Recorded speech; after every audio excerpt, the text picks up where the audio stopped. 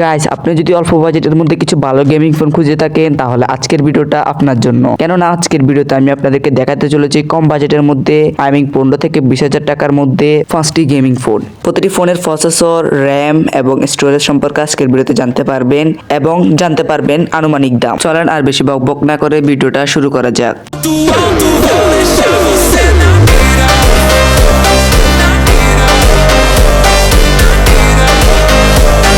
তো আমাদের লিস্টের 5 নম্বরে যে ফোনটি রয়েছে তার নাম হচ্ছে Realme C75।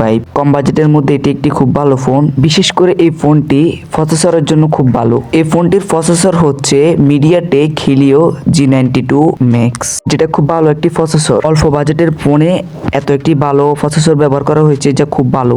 এবং এই মোবাইলের র্যাম রয়েছে 8GB এবং 128GB স্টোরেজ রয়েছে এবং রয়েছে 6.72 90Hz ডিসপ্লে।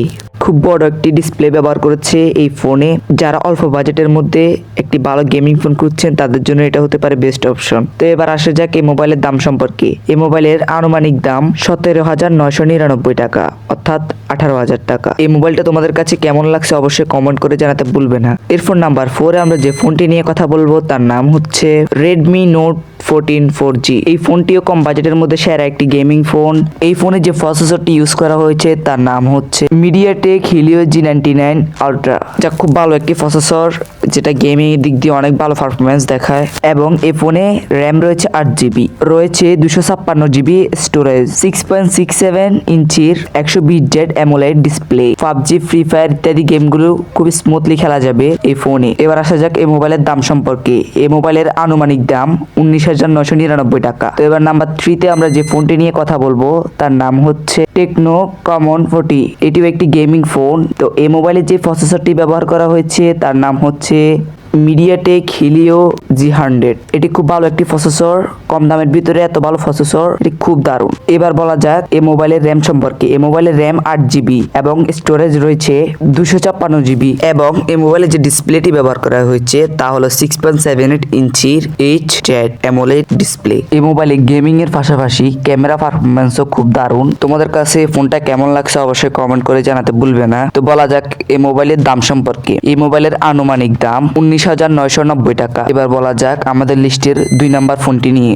এই মোবাইলের নাম Infinix Note 50 Pro। এটিও একটি গেমিং ফোন।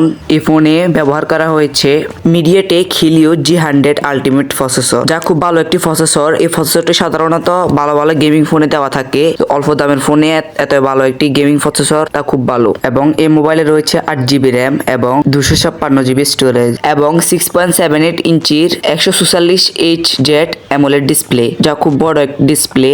গেম খেলতে অনেক সুবিধাজনক। Smoothly game play plus fast charging সবকিছু মিলিয়ে এই ফোনটি খুবই দারুণ। এই ফোনটির আনুমানিক দাম 19,999 টাকা। এই ফোনটা তোমাদের কার কার কাছে ভালো লেগেছে অবশ্যই কমেন্ট করে জানাতে পারো। তো এরপর নাম্বার 1 আমরা যে ফোনটি নিয়ে কথা বলবো তার নাম হচ্ছে Poco M7 Pro 5G। এটাকে 1 নম্বরে রাখার কারণ হচ্ছে এটার প্রসেসর খুব ভালো। এটার প্রসেসরটি হলো MediaTek Dimensity 7025 Ultra। এটি খুবই ভালো একটি প্রসেসর এবং শক্তিশালী। এবং এই মোবাইলে রয়েছে 8GB র্যাম এবং 256GB স্টোরেজ, 6.67 ইঞ্চির 120Hz AMOLED ডিসপ্লে রয়েছে।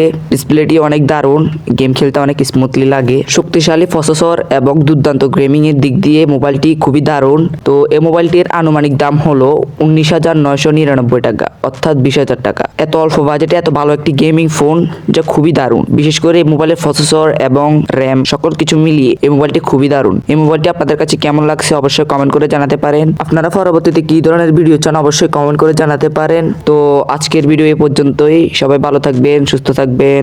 আল্লাহ হাফেজ।